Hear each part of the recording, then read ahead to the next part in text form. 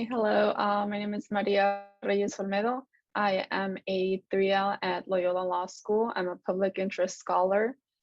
My goal is to work in public interest after graduation, and that is informed by my being formerly undocumented and low income and first generation higher education student. I wrote about the emergence of transgender, non-binary, and BIPOC law students and legal scholars within the LGBTQIA plus activism movement.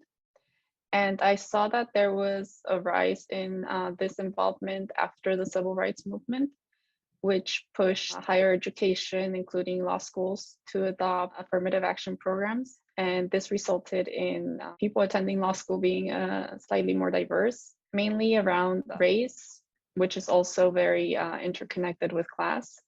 So this resulted in activism from queer BIPOC law students becoming more visible in the decades following the civil rights movement, and more so after the 1970s, when the queer activism was mostly coming from white law students and lawyers and legal professionals in general. I included both that historical narrative and then also biographical narratives from law students, lawyers, and legal professors. They included a transgender lawyer, also a gay African-American law professor, various non-binary law students, as well as non-binary lawyer.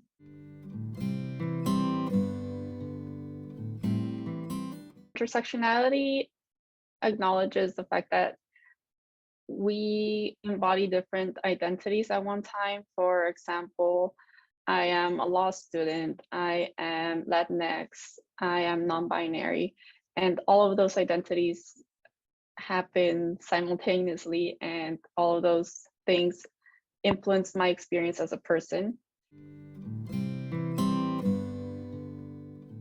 Regarding coalition building, the same can apply to queer activism.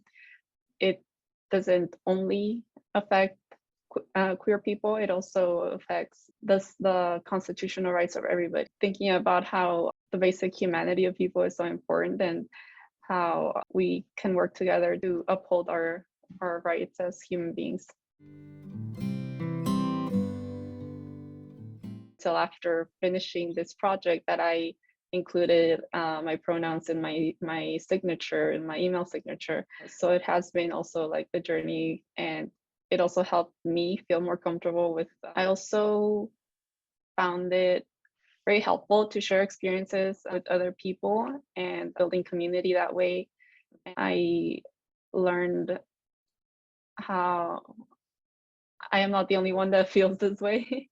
I became more conscious of how various people feel that invisibility, and that also contributes to them not wanting to come out, because they see how other people, they are constantly misgendered, or their identity is not valued, or it's disregarded because they don't present in a way that's conventionally associated with that gender. With knowledge comes responsibility.